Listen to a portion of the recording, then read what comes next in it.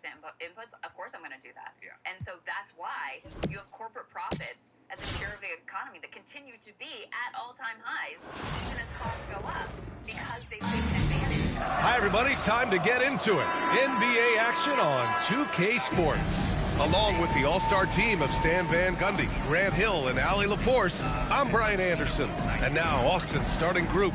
They've got Stephen Curry, and it's Carter in at the 2 spot. And for Dallas, Washington and Gafford, the combo inside. Kyrie Irving out there with Thompson, and it's Doncic in at the small forward position. And you want to talk about having shooters in your lineup, not only sporting Larry Legend, but they have Curry as well. And you talk about fear from a pair of shooters. Nobody has ever struck as much fear into defenders as Curry and Bird. They are nightmares to try and locate, much less find both of them on the floor. You know, with Bird and Curry on this team, they are both savants when it comes to the game. Well, you know, beyond the shooting, they're both great basketball minds, B.A.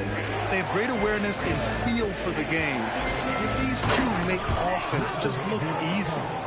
He put some rage into that one, B.A. You're telling me.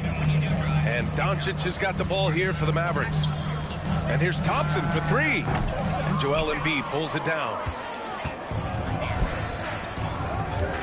Here's Bird. Pass to Carter. They set the screen.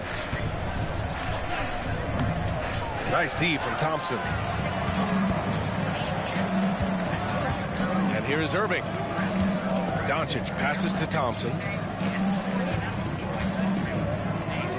Washington outside. Here's Thompson. Shot clock at 5. Doncic finds Thompson. Thompson with another miss. And the shooter had very little space on that attempt. There's no air space there whatsoever.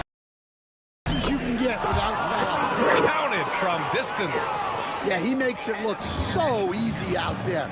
The game comes naturally to him. Pass to Irving. Back to Doncic. Pulls it from the top of the key. Austin grabs a miss. Here's Embiid. Oh, look out! Joel Embiid with a power jam. I just love the aggressive finish. I'm thinking he's sending a strong message with that jam. And Doncic puts up a deep 3. And no good. Trying to get that one to fall. And the first half comes to a conclusion in a game that's been very close so far. Austin ahead, leading by 4. And we'll be back with you shortly.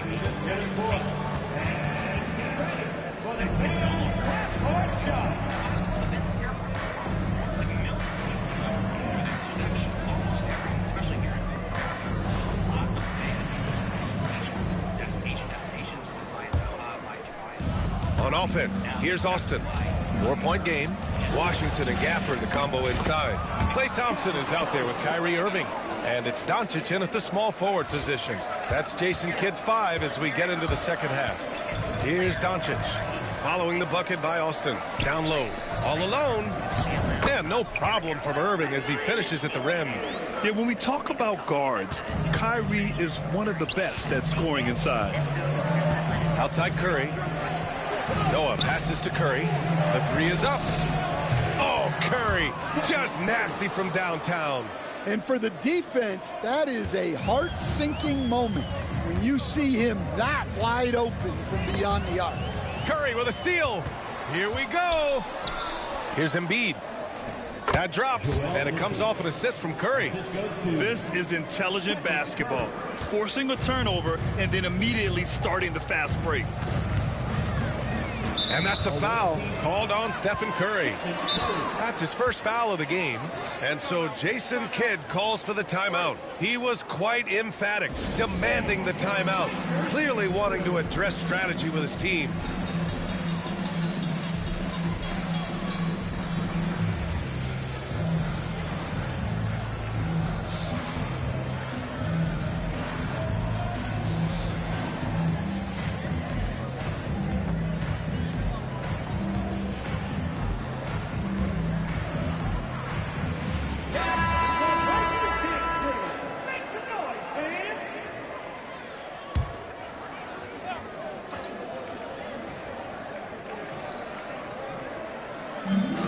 Doncic passes to Washington. On the wing, Irving from deep. Griffin pulls down the board. There's 47 seconds left here in the second half. He shoots it, and there's Doncic. That's good on the assist by Davis. Leaving nothing to chance. This run shutting the door on him. Yeah, this run has poured a bucket of water on any ember of a potential comeback. Carter from outside. It's hauled in by Luka Doncic.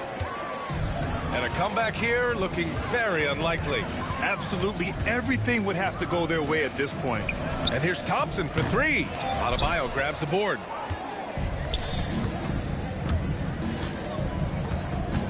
Here's Davis.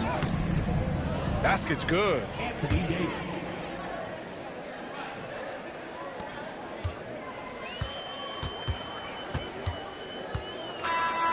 So we see Austin getting the win here. They have to feel good about this performance. It's one they can be proud of. Very true. I mean, when you're out on the road, the wins can feel a little sweeter. This one has to feel extra special. Thank you for joining us. That'll do it for now. For Grant.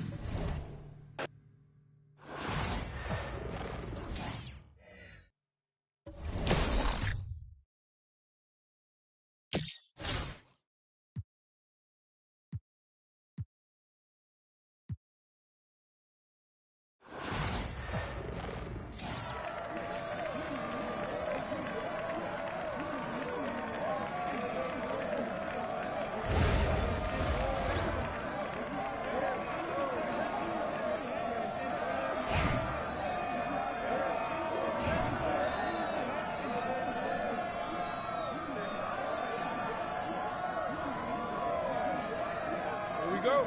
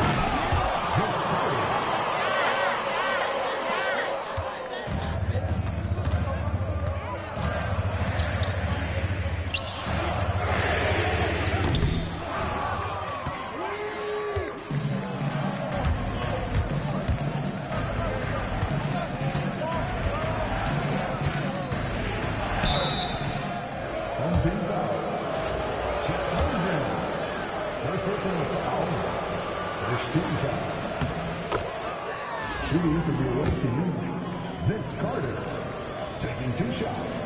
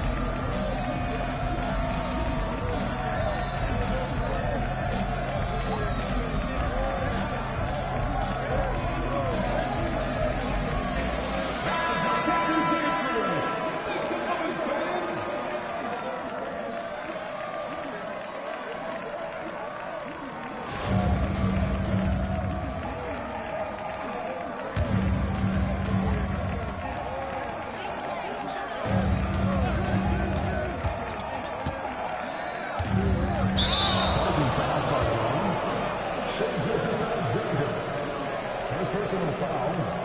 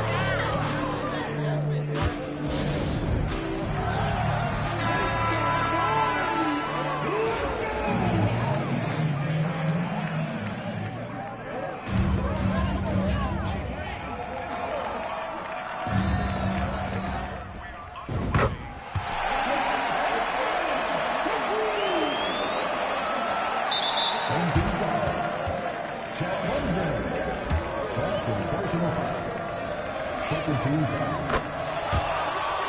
Shooting for the away team. Vince Carter at the line for two.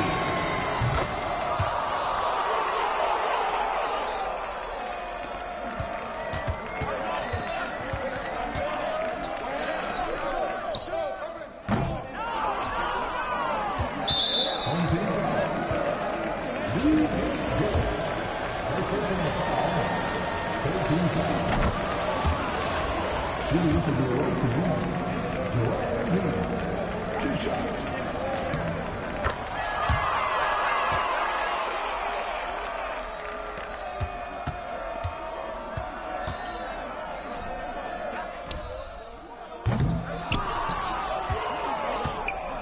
Home team foul.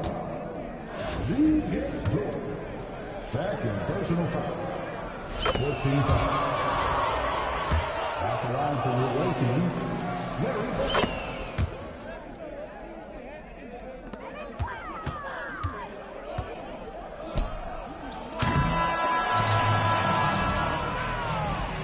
That's the end of the game. Thank you one and all for joining us for tonight's game and rooting for your team.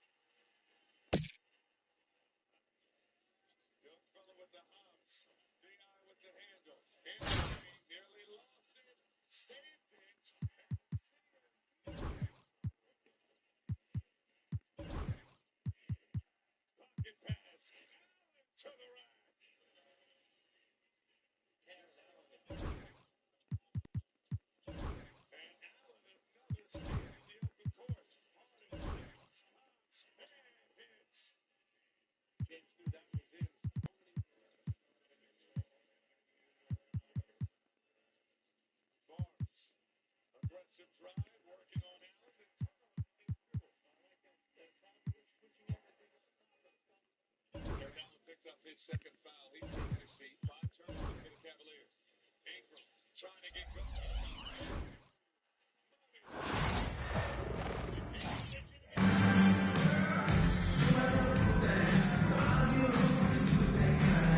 Hi, and thanks for joining us on 2K Sports NBA action.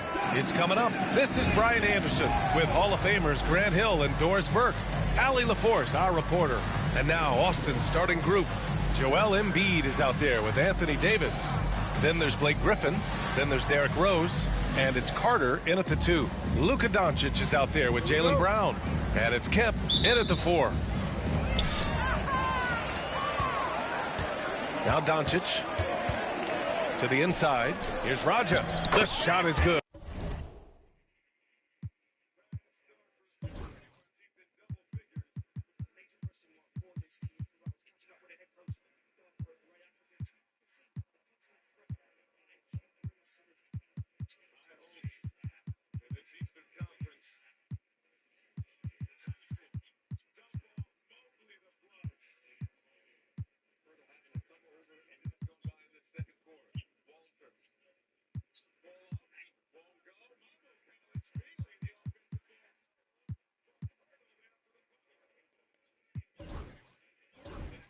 Doncic making the play. Boy, the extraordinary playmaking instincts of Luka Doncic on display right there. Here's Rose. And he comes up with a bucket. Hey, take it right to the defense. Not a bad way to start this game. And it's stolen by Rose.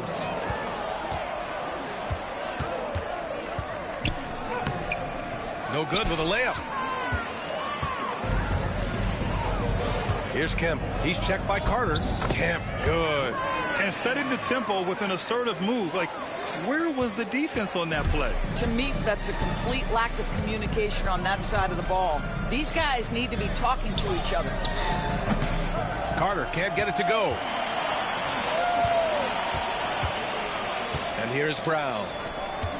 Uncovered. Kemp, good. And you can see why they put him in these spots. He's able to use his size to get the shot he wants. And it was timely. I mean, that's a basket they had to have in an absolutely vital possession. Now here's Rose. Outside Carter. Davis with a screen on Brown. Carter, the pass to Davis. Here's Kemp on the take. Stolen by Davis. Brown against Carter. Pass to Embiid. From deep, Rose knocks it down from distance. Rose has got 5. Okay, it appears an injury out on the floor, and that does not look good. And, man, this really doesn't look good. Just the way it happened. Boy, it's got to be so frustrating for him. As hard as he has worked, doing everything he can to help his team, just heartbreaking. Here's Brown. Doncic with a block. Boy, Luka has decided he wants to become a more complete defensive player. How about twice on the pipes? Pass to Noah. It's blocked. Well, the defender's stopping the developing fast break. That looks like a transition take foul. And he'll be shooting his first free throw. In a close game, it's great to have guys you can count on to knock down free throws.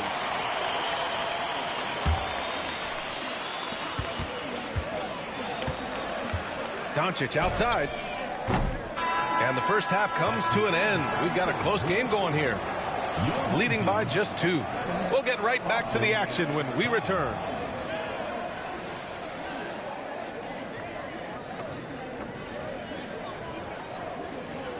Boy, you look at Derrick Rose. What a contribution. Yeah, even with the extra attention he's getting from the defenders, he's finding ways to excel. Well, he knows they're coming for him, but he's accustomed to that kind of attention, and he's quite comfortable dealing with it.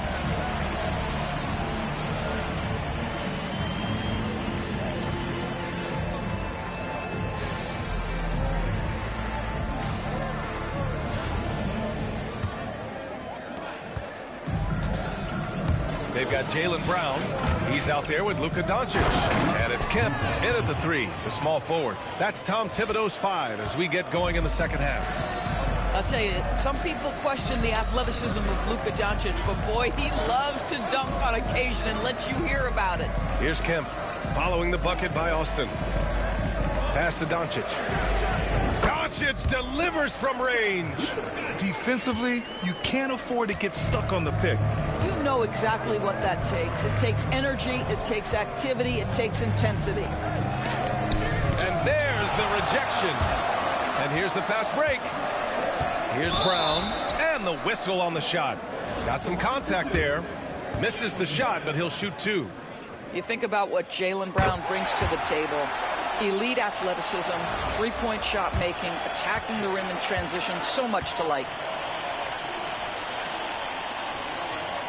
And so he makes both from the line.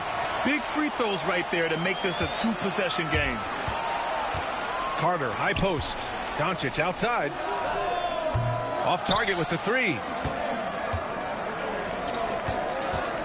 Here's Weber. Off with the layup. Outside Carter. No good on the triple. If you want to cut into a lead, you have got to trust your teammates and move the ball. Here's Doncic.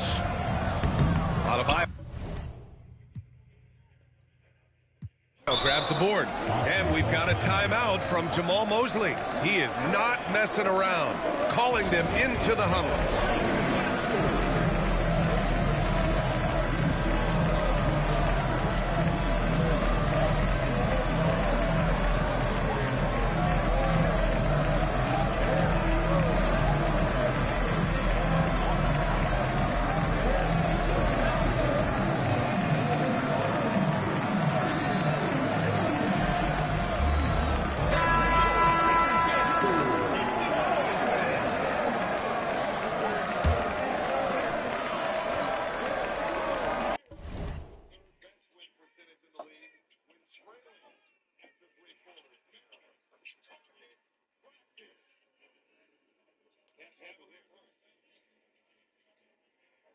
Has 31. Inside to back.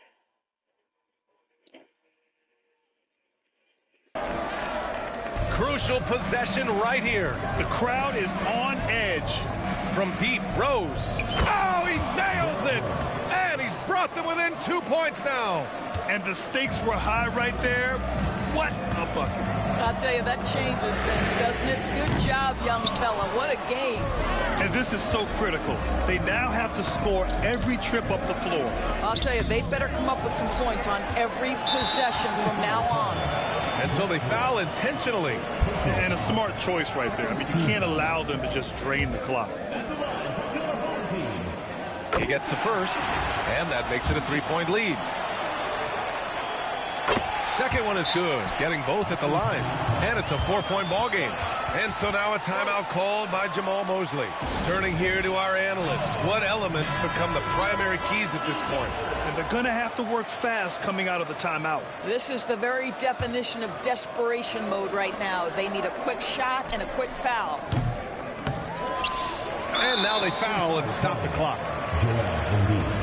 First personal foul, third team foul. At the line for your home team. He drops the first one, and that puts him up 5.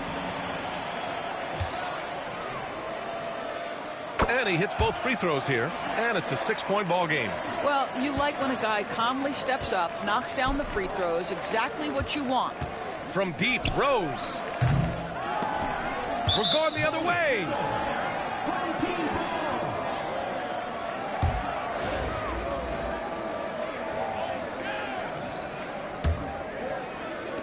And now they decide to foul intentionally. Second personal foul, fourth team foul. Good on the first, and that makes it a 7-point lead. So he gets them both, and it's an 8-point ball game.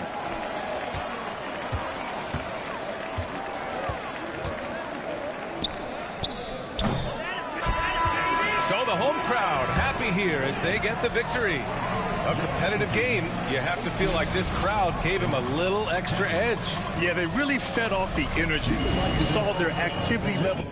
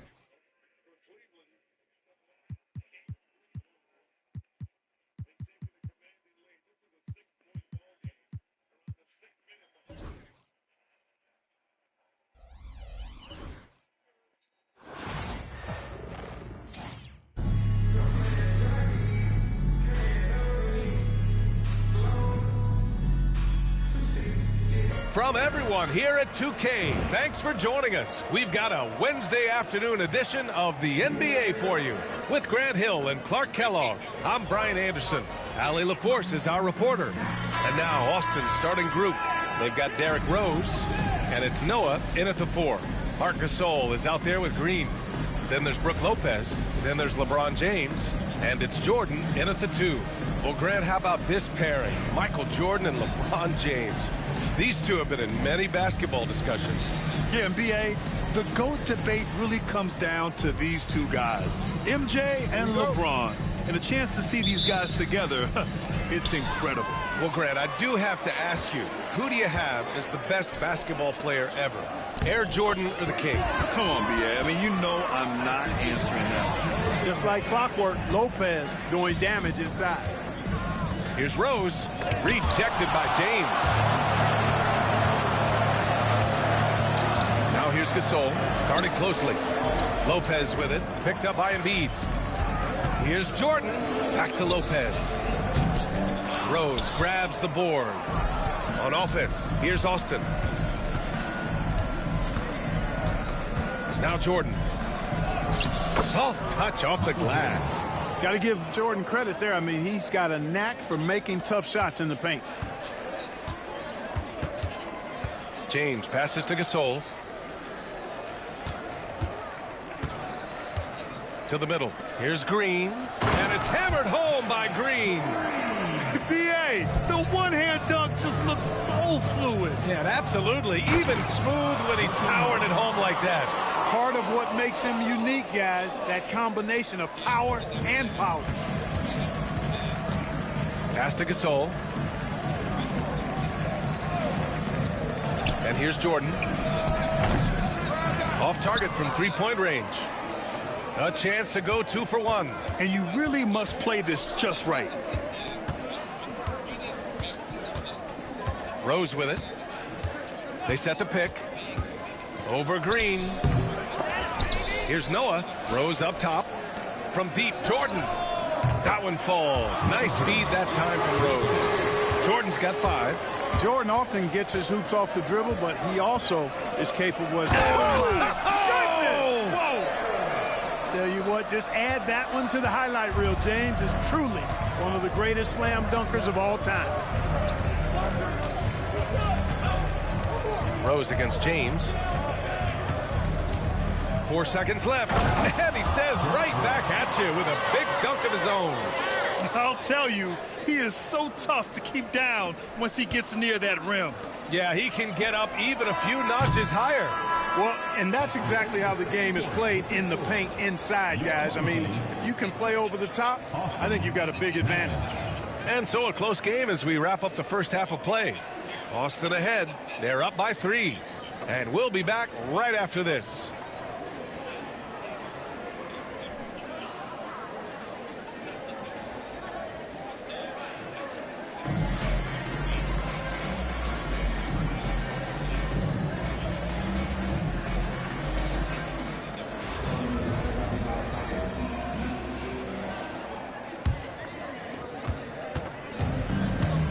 On the court for Austin, they've got Joel Embiid. And it's Carter in at the 2. Rose with the bucket. Well, you know, if you're the defense, that's all you can do. Rose is just a force on the offensive end. Inside, here's James. James, a freight train coming! A great move. I mean, the defense has no response. Yeah, if that's a harbinger of things to come, he's looking at having a very big second half. Embiid passes to Noah. Rose against James. From deep, Jordan. James with the rebound. That's his shot. And one, I'm sure, he wants back. There's the 3. Oh, James knocks down the triple. And when James is knocking down his threes, watch out. This offense is dangerous. Hey, they really needed that one.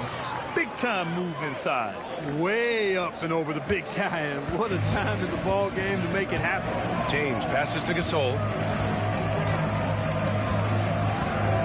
James inside, guarded by Rose. The shot by James, no good. Ooh, he really really came close to leveling the score there. The way they fought back into it here in the fourth, that would have been a big bucket for them.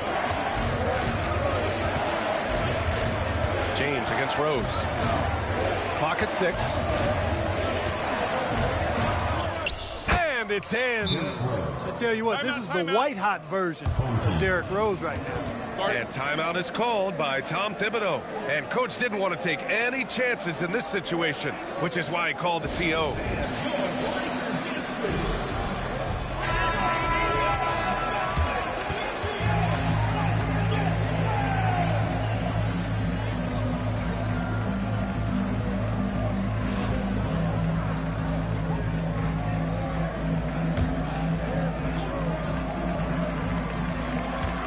Two-second difference between shot and game clock. Boy, is it tough to stop LeBron right now. And they foul intentionally. Now they're going to have to do that again. They're not in the penalty just yet. Yeah, and that was a smart move. I mean, you have to foul right there. You just don't want them to run out the clock. Yeah, they have to extend the game. I mean, plain and simple. Use every second you can on the clock here. Second team foul. At the line for Austin, Derrick Rose. He hits the first one, and that makes it a 3-point lead. And so both free throws good, and it's a 4-point ball game. Two-possession game now, guys. Some very important free throws there. And timeout called by Tom Thibodeau. What do you think is going to be their best move at this point? No doubt. They've got to get a quick bucket here. Yeah, and they need it hiccup fast. I mean, they'll be drawing up a quick hitter in the huddle here, no doubt.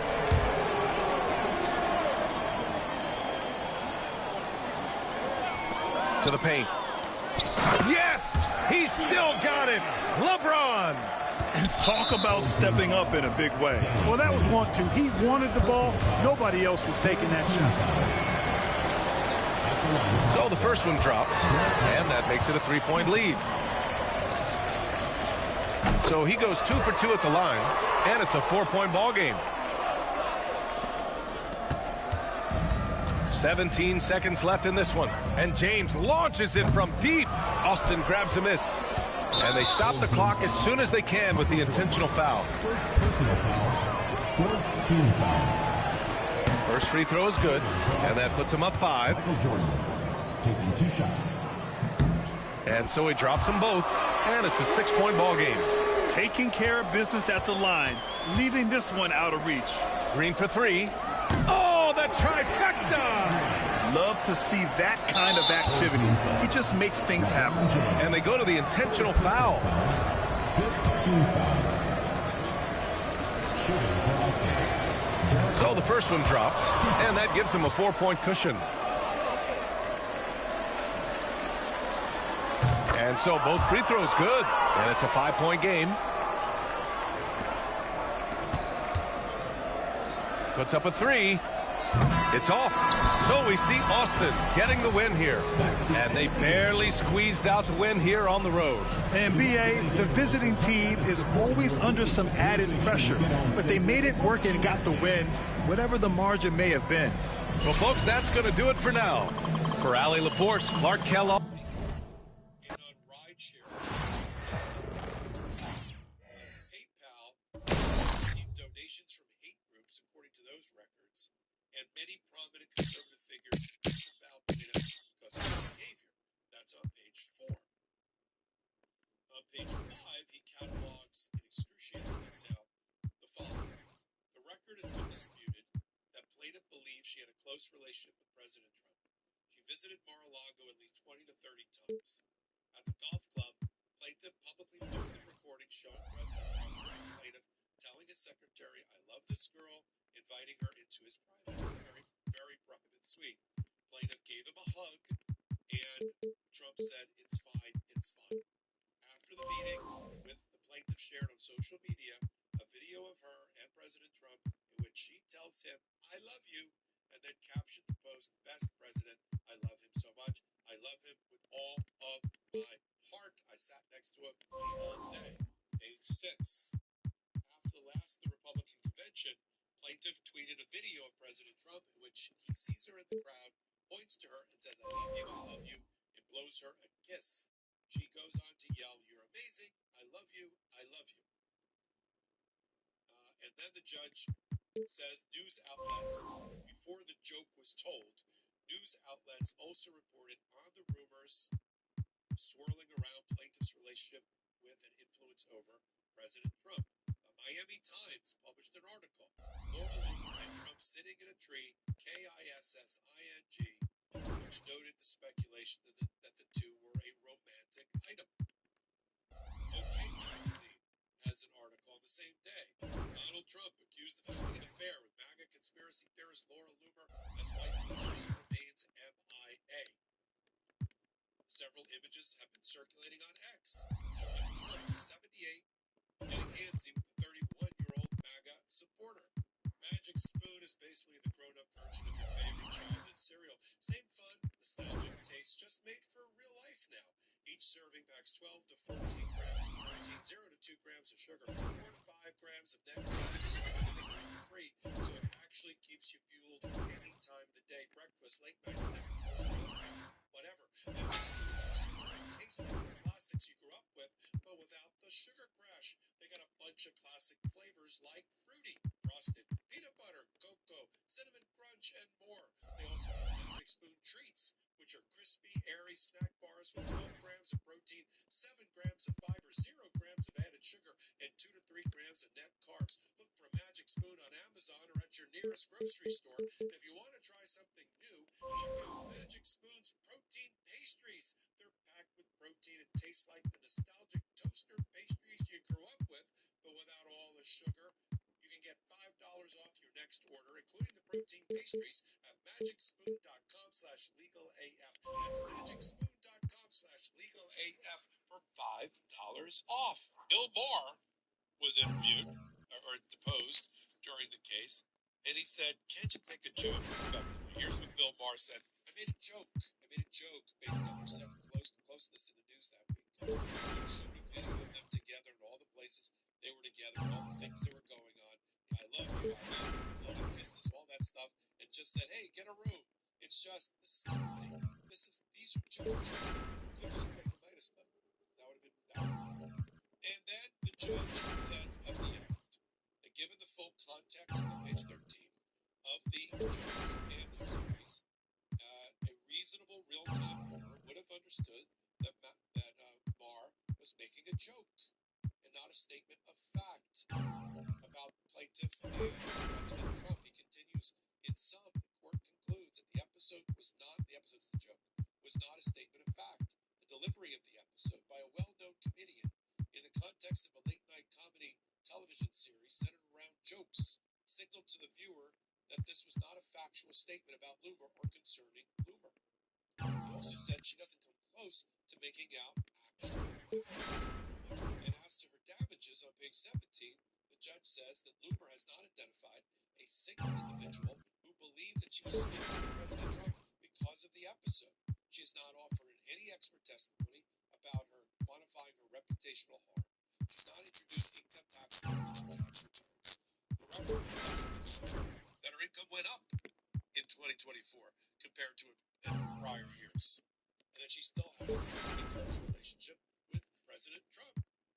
This summary judgment is granted. The case is closed. Final judgment for defendants. Done. The only time this has ever worked is when Trump sued CBS and ABC. And they didn't even bother to go through the case. They just settled because ABC, owned by Disney, didn't want to continue to battle with Donald Trump, so they stroked the jet for $15 million when George Stephanopoulos, interviewing E. Jean Carroll, who was sexually abused by Donald Trump, used the term rapist instead of sexual abuse. By the way, I defy you to have a jury come back and show that there's any difference between a sex abuser and a rapist. But that's why they paid, because they were part of the corporate transactional. Disney didn't want this problem. They also own, Disney also owns ABC, and you've got the whole broadcast issue. The Federal Communications Commission was coming down on that. CBS did the same thing. 60 Minutes, the Kamala Harris interview. And the reason that into the Kamala Harris interview on 60 Minutes is because CBS wanted something too. Skydance, Paramount, was about to buy CBS, and that deal was going to be blocked unless CBS made nice with Donald Trump. Yes, they now own it.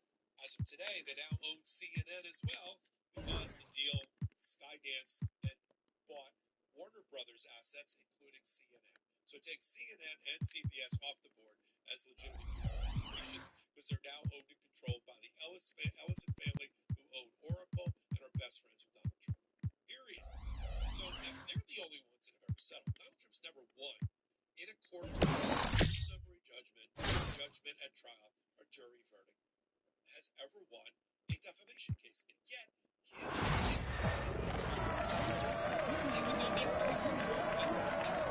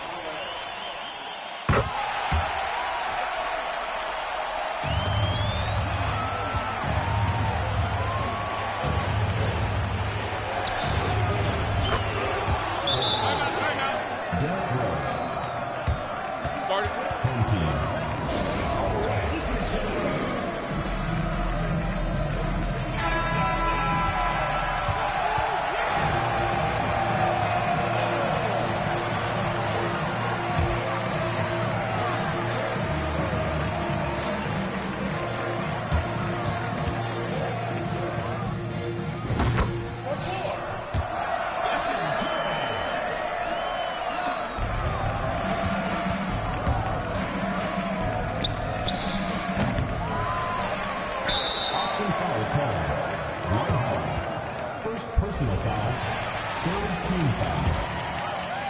At the line for two, Alfred Shingu.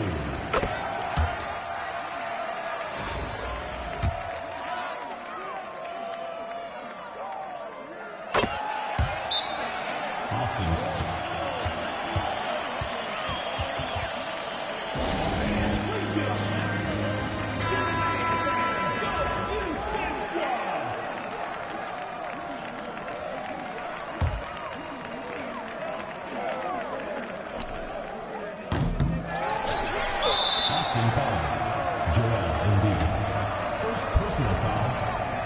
Team foul. At the line for your home team, Alfred Shingu. 2 shots.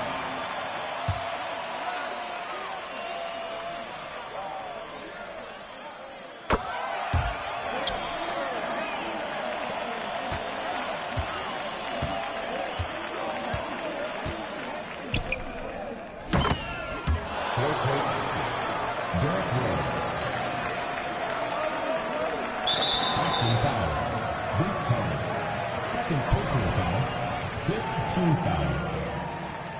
At the line for your home team, Jaylen Brown, taking 2 shots.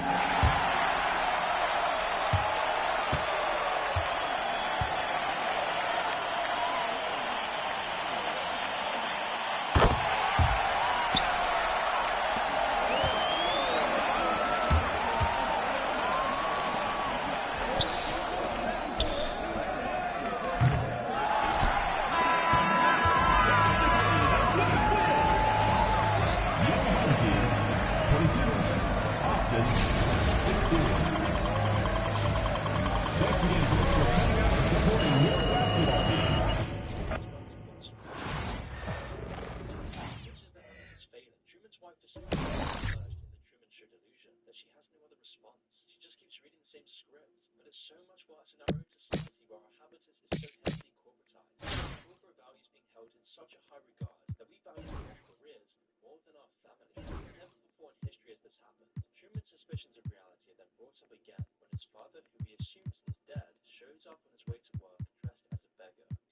Truman's father is then quickly whisked away on a bus, but not before Truman sees his face. He realizes something is up, so he goes to talk to his mother, who tries to explain away his father's reappearance by suggesting that he's just crazy and hallucinated it. This time, it doesn't convince Truman. He also notices how often his wife name drops Brand.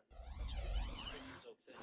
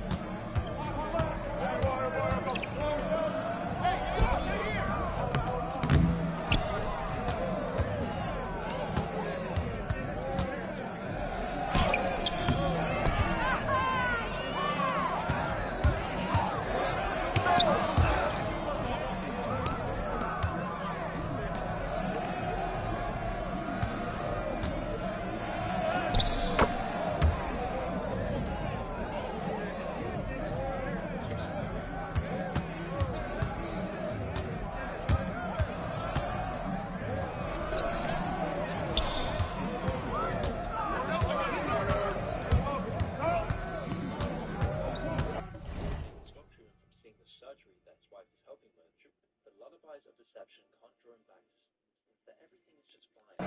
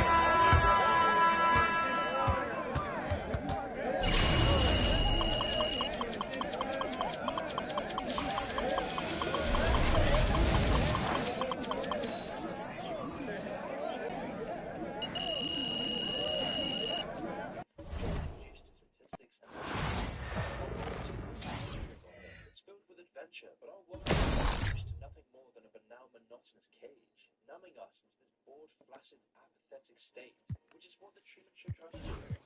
Once home, Truman is now feeling like an animal in a cage. His wife, unable to calm him down, offers him some coffee with a less than subtle product placement. Truman immediately senses out the fact that she is performing for someone, and so he confronts her about it. He's starting to reject this ridiculous reality he is surrounded by, because he thinks he seems crazy, which is why then the actor of Truman's wife begins to play the character and pulls out a sharpened kitchen utensil to defend herself. It's these sorts of cracks in the show that only happen when Truman stops believing in it. Like in our world, we're now starting to see the rise of political outsiders. We're seeing the rise of extremism and a general apathy of all the people who refuse to believe in our current system. With our government starting to collapse, with war imminent, no one trusts us. It's this unraveling madness that his wife revealing her active role. Only until Truman's lifelong friend Marlon bursts in at the last minute and whisks Truman away to have a heart-to-heart conversation. But at this point, they don't. And Truman's belief is dwindling. In this scene, the two are sitting near the river and begin reminiscing. Reassures Truman that Truman's life has meaning and is normal. He comforts Truman, assuring him that if what Truman believes is real, he will be in on it, including him. Though this isn't possible, as Marlon would never lie. He takes this into heart, but deep down he knows that Marlon is just a game, and so he deliberately shows him. He knows that Marlon isn't about person, but that he's not a real person. Morning arrives. Himself. He draws with a bar of soap on in the morning. He has the usual conversations with his neighbors and colleagues. He seems interested in a new one. Around and everything seems business as usual, with Truman fast asleep. However, Christoph says Truman fell asleep in the basement. So Marlon is again sent to Christoph's house to investigate him to consent. However, this time Christoph calls for first time in the show's history, cuts the transmission. The entire set, Truman cannot be found. Christoph has the set illuminated into daylight mode early, and on a hunch, looking through the camera, are left on the boat. After cycling through a few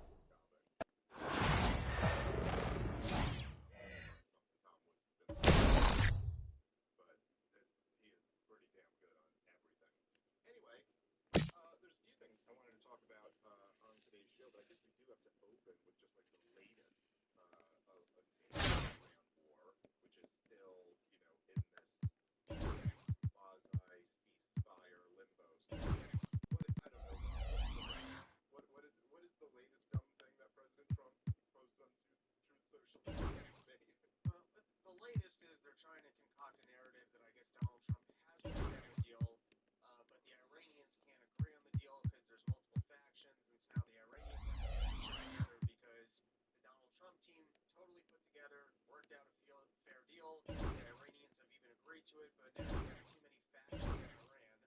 If you hadn't killed the Ayatollah, you wouldn't be dealing with multiple factions and unable to negotiate. So this once again sounds like a problem of Donald Trump's own creation. But the latest is we've not only won the war, and we can continue to win the war, but we've even, I guess, brokered a deal. And they're not quite putting in the script, but this is the picture they're trying to paint, is that we've done our part, we brokered our deal, and now Iran's got to get shit together so that they can just agree to it. Yeah, that's right. And because this war is just, well, whatever, Rob, like I said before, I think I might have been a little ahead when I said it last time, but we're in the month, it's not weeks, not months, months, not years. And so we're, it's timeline has been so crazy. Like, I feel like I need to have like a Charlie Day in the mail report set up to keep. But what was that? 3 weeks ago? Talking about it. They're being very reasonable. And then he was asked, are you the leader? Are you negotiating with the new Ayatollah? And he goes, no, the new Ayatollah, he may not even be alive. He's very injured, whatever. But we're negotiating with him. Donald Trump himself kind of admitted that it wasn't exactly clear from his perspective to his bullshit that who he's negotiating with is even at the top of the Iranian government. Now, from all that I've read, been reading every day, about like what Iranian officials have said, is there seems to be like what Donald Trump is saying is complete bullshit. They're one regime. They're in the same way any regime is one regime. But of course, in the same way that any regime, like in the same way that you might have someone like Joe Kent in our administration who was so against this war that he resigned in disgust, and then you might have someone like Marco Rubio who's completely on board with this. They're just saying like, yeah, there's an internal debate within Iran. Some factions are more, amenable to a deal, and other factions are more resistant to it. But that has nothing to do. But Donald Trump's claim at this point almost like, they don't even know who the real government is there, or something like that, which even, like, I tend to believe that this is a Donald Trump just is through this whole thing, but it is, I suppose, possible that Donald Trump or someone in his administration has had contacts with somebody there who is more